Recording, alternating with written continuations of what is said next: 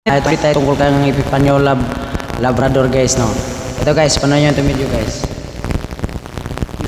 Ng mga katarantaduhan daw ng Iglesia ni Cristo at ng pamamahal. Talagang ayaw tumigil eh. Tingin ko lang Epifanio Labrador ha. Hindi kami sa mga dokumento to na papel. Warrant of arrest. Pag hindi to, galing po ito sa mga pinagkakatiwalaan na binigay po sa atin para ipakita ito. So pakinggan po natin ang kalokohan ng taong ito. Ating pong pakikipaglaban at syempre sa pagsisiwalat po na katotohanan para po sa ating mga kababayan. Okay, marami po nagtatanong mga minamahal ko mga kababayan kung ako ba daw ay surrender sa INC. Ako ba susuko sa INC? Pero isa lang po masasabi ko mga minamahal ko mga kababayan. Doon po sa mga kababayan natin nagtatanong at syempre doon po sa mga nag-message sa atin sa ating Facebook Live at maging sa ating YouTube Live, no? At maging sa ating video na pinalalabas po dito sa ating programa.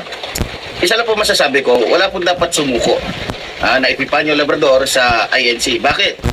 Hindi daw siya Dahil susuko. una po, wala pong ginawang malaking krimen si Epifanio Labrador sa INC. Diliwanagin ko lang po. Kung meron man po akong nagawa, yun po yung minura ko, yung Mongoloid na leader ng Iglesia ni Cristo na ang totoo ay Iglesia ni Manalo na Wala daw siyang ginawang krimen sa Iglesia ni Cristo. Krimen yung pagbabanta mo sa Iglesia ni Cristo, pagmumura mo at paninirang puri, isang krimen yan sa batas. Epifanio Labrador, wala ka bang utak? Tuloy natin mga kababayan. Susupalpalin natin ang taong ito na isa palang magnanakaw. sa ay ginagamit yung kanilang mga membro para sa pamumulitika o para proteksyonan yung mga taong walang niya magnanakaw katulad po ni Sara Duterte na kung saan ay nagnanakaw po ng pera sa taong bayan. Ngayon, mga minamahal ko mga kababayan, sa totoo lang tinatakot nila ako eh. Marami silang pinapalabas sa Facebook at kung ano-ano mga pangalan yung pinagsasabi nila. Ito si Aka ganito, Aka gano'n, may kasong ganito. Ito yung warrant of arrest. Hindi raw totoo. Epifanio Labrador, bakit ka nagtatago kung hindi ito totoo? At bakit ka naka-face mask? Itong warrant of arrest na ito ay galing po sa Korte Suprema ito na matagal ka na balang nagtatago na meron kang kaso. Ngayon dahil mayabang ka inilabas ito. Antayin mo pa yung mga kaso na patong-patong na ilalabas ng mga kapatid. Ituloy po natin. May kasong qualified tip, may kasong marami ako nabasa. Pero gano'n pa man, wala akong pakialam doon. Dahil unang-una, walang talab sa akin yun. Wala daw talab. Dahil unang-una, hindi ko alam kung ano pinagsasabi nila. Oh. Hindi ko alam kung ano yung mga pinag-ano nila. Pero ganun talaga, social media tayo eh. Tingnan nyo. So, alam naman natin ang laro ng INC. Oh. Kaya nga, sa totoo lang, kahapon, habang wala pong kuryente, Tignan natin gaano katarantado ito. yung video na pinasa sa akin ng ating mga kababayan. Ito po yung tungkol po kay Brother Eli Soriano. Doon ko po natuklasan at lalo kung nagkarang idea dito po sa INC, sa Iglesia ni Manalo, kung gaano sila ka at kung paano ginagamit nila ang kanilang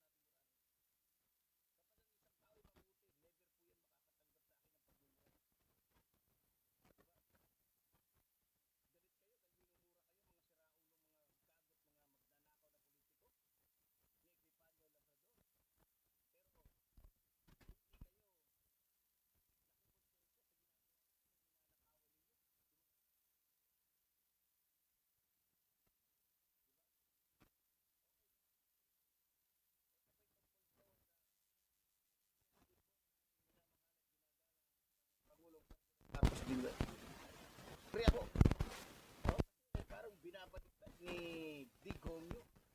Para bang habang papatapit yung eleksyon, todo pag-iinarte, todo pagkagawa na naman ng mga istorya ang kung saan ulo pa kay Lucifer. Ha? Para maintindihan po natin ito, panoorin po natin.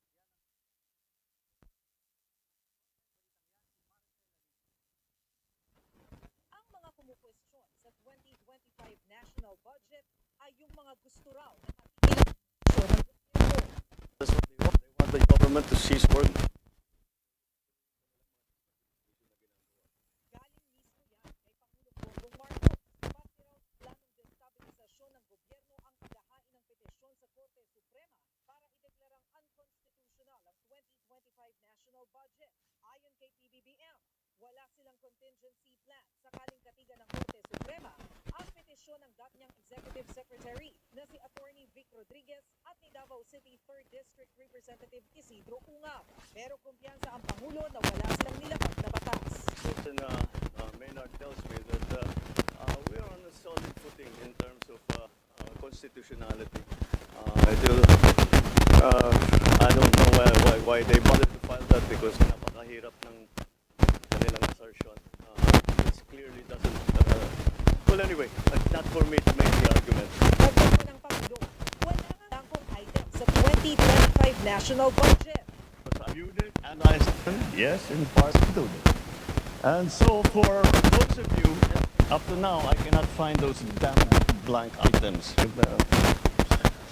Ni-review at bisa raw ni PBBM ang mahigit 4,000 pahina ng 2025 General Appropriations Act. Pero hindi niya raw makita ang tinutukoy na blank items. Because it is not allowed. Sipiyan ng sa harap mismo just ng Supreme Court. Matap na nabanggit ni PBBM noon na sisinungaling Pangulong Rodrigo Duterte tapos sabihin invalid ang 25 budget bills manoy blankong item. So yun yung minamahal ko mga bayan, no? Siyensya na po kayo. So, ayun minamahal ko mga kababayan. Kung maalala po ninyo, bago po mga pangyayari, sabi ni Rodrigo Roa Duterte, si Raulong matandang to, sabi niya, adik daw ang ating Pangulo. Adik. May bangag daw tayong Pangulo. Kasi, kaya niya sinabi yun, dahil ang purpose niya, pagsakin at mahal na Pangulo. Kasi gusto niya, anak niya, ang pumalit sa ating mahal na Pangulo. Dahil nga sa hindi sinang-ayunan ng ating mahal na Pangulo yung pagnanakaw ng kanyang munay kaiha na si Raul at magnanakaw sa lahat ng magnanakaw. At puta sa lahat ng puta. Ay di yun, ginawa niya ng question daw. Gamit pa niya si Gonzales, yung kalbong demonyo na walang sungay. Ginamit niya si Gonzales. Ano nangyari? Wala. Bagamat sinabing meron daw record ang ating mahal na Pangulo na ganito ganyan. Walang nangyari. Kasi hindi totoo. Ginawa lang nila yon para masira ang ating mahal na Pangulo. Gustong paniwalain ni Duterte na kanyang sinasabi ay totoo. Nang sa ganon, ay mapasunod niya ang mga Pilipino sa kanyang kagustuhan na agawin ang kapangyarihan ng ating mahal na Pangulo na kung saan walang ibang iniisip kundi ang kapakanan ng mga Pilipino. Ngayon, eto na. Dahil sa alam ni Digongyo na talagang mahina na siya dahil marami ng mga Pilipino ang nabuksan ng isipan. Ginawa nila yung issue na to. Meron daw isang item na blanco para palabasin na mayroong ginagawang mali ang ating mahal na Pangulo o may ginagawang kalokohan ang ating mahal na Pangulo. Para palabasin na nagnanakaw ang gobyerno natin ngayon. Nagnanakaw ang ating mahal na Pangulo. Kasama na dito yung mga congressman na malapit sa kanya. Nang sa ganun ay masira sila. Nang sa ganon ay bumaksak yung ratings nila. Nang sa ganon ay lumaki, tumaas ang ratings ng mga kalaban. Ng mga tao, nirorowan. Okay guys, maraming salamat. Kayo lang po talaga yung maghusga guys. Kayo lang po ang magbabalanse sa mga pahayag ni Epifanio Labrador, no? Sa kada po ang bahala magbalanse sa pahayag ni Epifanio Labrador. Yung napanood nyo na video, ito po ay akin lang nakukuhang update, no? Sa iyang mga vlog, sa kanyang mga vlog, no? Ang sinasabi ko, wala akong kinakampihan, wala po akong sinisiraan, ay ako ay neutral lang. Kaya po bahala ang magbalanse sa mga sinasabi niya. Okay guys, maraming salamat. Dito lang muna ang ating update. Thank you.